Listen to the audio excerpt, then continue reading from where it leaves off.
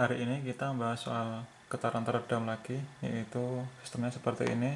Ada batang dikasih sambungan pin di sini, kemudian ditopang oleh damper dan pegas. Nah, ini jaraknya A, ini B, ini memiliki massa M dan center gravity-nya di tengah-tengah.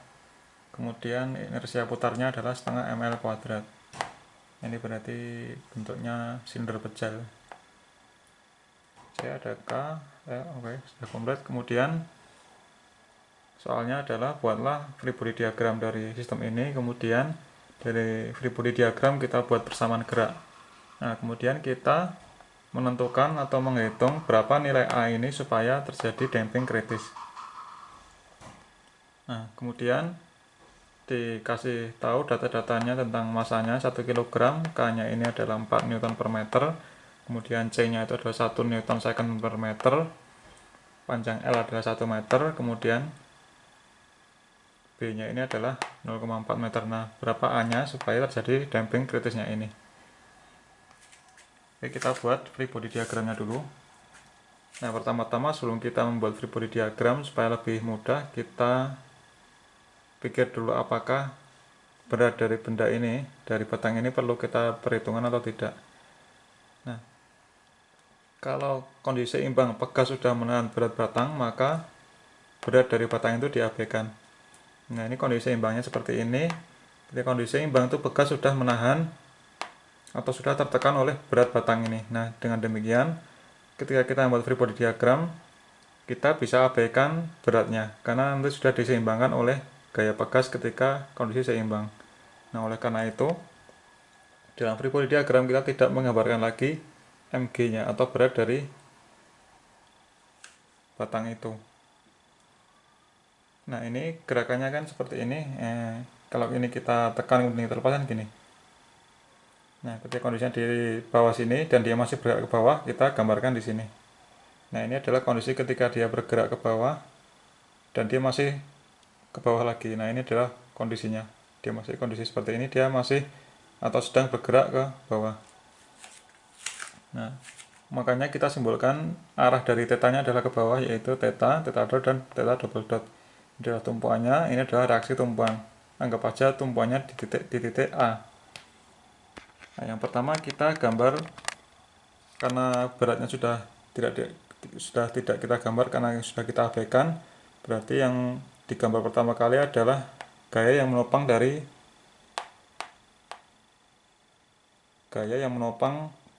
batang ini, yaitu gaya pegas dan gaya dampingnya. Nah, berarti ini di titik A nya itu ada gaya ke atas karena dia bergerak ke bawah ditahan oleh dampernya, yaitu Cx dot. Kemudian yang ini ditumpu oleh gaya pegas, yaitu K kalikan X. Nah, kemudian karena kita nanti mau menggambarkan persamaan geraknya itu berdasarkan sudut ini, karena satu derajat kebebasan, kita bisa menggambarkan gerakan dari sistem ini dengan hanya menggunakan koordinat sudut. Nah, maka nanti kita ambil momen terhadap titik A ini, berarti kita harus cari lengannya. Ini kan ke atas vertikal gini, nah lengannya berarti adalah yang ini, yang tegak lurus dengan batang, yaitu kalau dalam dampernya ya berarti Cx dot cos theta, kemudian kalau yang pegas itu adalah Kx cos theta. Karena ketika ini tetanya di sini, berarti ini theta, ini theta. Ini theta. Nah, yang untuk yang sin, yang arah sini kita abaikan karena ketika kita mencari momen terhadap titik A, berarti jaraknya kalau yang sin itu 0. Nah, berapapun gayanya kalikan 0 kan jadi 0. Jadi kita tidak gambar supaya lebih simpel gambarnya. Nah, berarti Kx ini gaya pegas yang kita perhitungkan adalah Kx cos theta, arah tegak lurus dengan batang, kemudian gaya tahanan damper adalah Cx dot cos theta, tegak lurus batang. Nah, gaya yang statik sudah kita gambar, sekarang kita memikirkan gaya dinamiknya atau gaya inersianya. Nah, batang, karena dia berbentuk batang, berarti dia memiliki dua inersia. Yang pertama adalah inersia dalam arah tangensial, karena dia bergerak ke bawah, berarti karena titik pusatnya itu di tengah, berarti dia ada gaya inersia arah tangensial ke atas. Itu yang pertama. Nah, yang kedua, karena dia merupakan batang full gini, berarti ketika dia berputar gini, berputar searah jarum jam, berarti ada gaya torsi inersia, yaitu berlawanan arah dengan arah geraknya, berarti ke kiri ini. J kalikan theta double dot. Ini adalah torsi inersia, ini adalah inersia, gaya inersia dalam arah tangensial, karena batang bergerak ke bawah, berarti ada gaya inersia yang arah ke atas, yaitu di tegak lurusnya, tangensialnya. Nah, posisinya ada di center of gravity-nya, yaitu di tengah-tengahnya. Sini, CG-nya. Nah, berarti ada 3 gaya, Kx cos theta, kemudian Cx dot cos theta, kemudian ini MAT itu adalah AT adalah percepatan arah tangensial, berarti ini alpha R, alfanya adalah theta double dot, R-nya itu adalah L per 2. Ini sudah tegak lurus karena tangensial. Kemudian ini inersianya J theta double dot, J-nya kan sudah diketahui setengah ml kuadrat. Nah, ada 3 gaya, 1 torsi. Nah, ini kita jumlahkan. Kita cari momen dari titik A sama dengan 0, karena kita sudah menggambarkan gaya inersia maupun torsi inersianya. Dia ada 3 gaya dan 1 torsi. Nah, kita ambil momen terhadap titik A sama dengan 0. Anggap aja berlawanan arah jarum jam adalah positif, berarti yang pertama adalah ini J theta double dot. Ini sudah bentuk torsi atau momen, berarti kita tinggal masukkan dia berlawanan arah jarum jam. Kemudian kita tambahkan yang inersia ini, inersia tangensial, yaitu M theta double dot L per 2 dikalikan lengannya. Lengannya adalah, ini adalah panjangnya L, berarti ini adalah L per 2. M theta dot L per 2 kalikan L per 2. Ditambah lagi yang kita mulai yang ini damper dulu, berarti Cx dot cos theta kalikan lengannya adalah A. Cx, nah ini anggap aja X-nya itu yang ini ya, yang arah vertikal ini Cx1, anggap aja ini X1, yang ini adalah X2. X1 ini ditumpu oleh damper dan X2 ini ditumpu oleh pegasnya. Berarti ini kita ambil Cx1 dot kalikan cos theta kalikan A lengannya. Kemudian yang pegas sama Kx, ini kita namakan Kx2, Kx2 cos theta kalikan lengannya adalah B sama dengan 0. Nah, dari sini asumsikan bahwa θ-nya itu sangat kecil sehingga cos theta sama dengan 1 dan sin theta adalah theta itu sendiri. Nah, dengan demikian kita masukkan J-nya adalah ini setengah ml kuadrat, berarti setengah ml kuadrat kalikan theta double dot tambah ini kita kalikan, berarti ml kuadrat dibagi 4 kalikan theta double dot tambah ini cos 1 cos theta adalah 1, berarti CA X1 dot tambah KB X2, karena cos theta nya adalah 1 sama dengan 0. Nah, kita mau menggambarkan persamaan geraknya itu hanya berdasarkan koordinat theta, maka kita harus rubah X1 dan X2 ini menjadi fungsi dari theta. Nah, caranya ya gampang aja, berarti yang ini adalah segitiga yang dibentuk dari sini, ini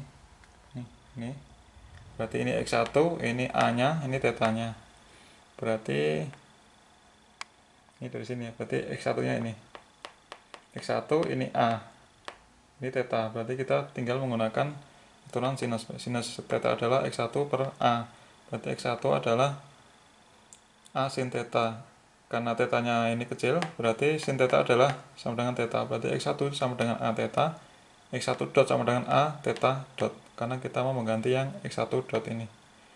Begitu juga dengan yang X2, ini X2, ini B, berarti X2 nya adalah B kalikan theta. Tinggal kita substitusi, berarti pusatnya menjadi ini ya. Jadi yang X1 dot kita ganti A theta dot, X2 kita ganti dengan B theta. Nah, pusatnya menjadi seperti ini kalau kita substitusi. Ini kita pisahkan theta double dotnya ini. Theta double dotnya kita pisahkan, kemudian X1 kita substitusi dengan di sini, X2 kita substitusi dengan ini. Jadi seperti ini. Jadi sepertiga ml kuadrat theta double dot tambah CA kuadrat theta dot tambah KB kuadrat theta sama dengan 0. Nah, ini yang dinamakan dengan K ekuivalennya yaitu KB kuadrat. Ini adalah C ekuivalennya adalah CA kuadrat. Dan M ekuivalen adalah 3/4 ml kuadrat. Nah, kita disuruh mencari damping kritisnya.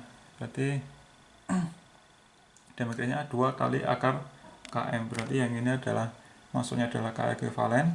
Ini adalah M ekuivalen. Nah, berarti damping kritisnya adalah 2 kalikan K ekuivalennya adalah KB kuadrat, M ekuivalennya adalah 3/4 ml kuadrat. Nah, sehingga C kritisnya, damping kritisnya adalah ini keluarkan BL-nya karena kuadrat 2BL akar 3/4 km. Nah, supaya terjadi damping kritis, ini kan pertanyaan ini ya. Pertanyaannya kan supaya damping kritis A-nya berapa gitu ya. Nah, berarti kita harus cari damping kritisnya dulu berapa. Enggak, maksudnya damping kritisnya ini sudah ketemu sekian. Berarti supaya terjadi damping kritis, damping ekuivalennya itu harus sama dengan damping kritisnya ini. Berarti kita tinggal samakan C ekuivalen sama dengan ini. Berarti C ekuivalennya adalah CA kuadrat sama dengan 2BL akar 3/4 km. Nah, dari sini kita ketemu bahwa supaya terjadi damping kritis, A-nya itu harus 2BL per C akar 3/4 km pangkat setengah. Nah, kemudian kita masukkan data-data di sini. Nah, kita harus menghitung AA supaya mungkin atau tidak kita buat sistem ini dalam kondisi damping kritisnya. Ini 100 lagi, M1-nya adalah 1 kg, K-nya 4, C-nya 1, L-nya 1, B-nya 0,7. Nah, kita tinggal masukkan seluruh data ini ke persamaan. Nah, berarti supaya mencapai damping kritis, A-nya itu harus 1,5 meter. Nah, berarti A-nya itu kita harus pasang sepanjang 1,5 meter. Nah, padahal L-nya itu hanya 1 meter. Kita untuk mencapai damping kritis, A-nya harus dipasang di jarak 1,5 meter. A1,5, ininya L-nya cuma 1, berarti ini tidak mungkin ya. Ini tidak mungkin mencapai damping kritisnya karena L-nya itu hanya 1, sedangkan A-nya itu 1,5 meter. Sehingga A itu lebih besar daripada L. Dan tidak bisa kita capai sistem ini menjadi damping kritisnya atau mencapai damping kritisnya. Nah, apa yang bisa kita simpulkan dari latihan soal ini? Nah, kita tahu bahwa dari persamaan geraknya adalah C ekuivalennya adalah C kalikan A kuadrat. Nah, jika kita tidak mengganti C-nya, dampernya kita ganti, maka kita bisa merubah-rubah damping koefisien rasio dampingnya. Jadi kita lihat bahwa ketika C-nya konstan, maka ketika A-nya kita rubah-rubah, maka akan mempengaruhi damping ekuivalennya. Nah, ketika damping ekuivalennya itu misalkan A-nya itu pertama besar, damping ekuivalennya besar. Ketika damping ekuivalennya lebih besar, maka damping rasionya semakin besar. Karena C kritisnya kan kita sudah hitung tadi 2 akar km. Nah, ketika C ekuivalennya itu lebih besar, karena A-nya lebih besar, maka damping rasionya akan semakin besar. Nah, ketika damping rasionya semakin besar, maka dia mendekati overdamp. Nah, lebih tepatnya berapa A-nya supaya terjadi overdamp, ya kita sudah hitung tadi ya, bahwa ini ketemunya A-nya adalah 1,5 meter. Nah, jadi kondisi kritis atau ketika C ekuivalen ini adalah kritis, artinya damping rasionya itu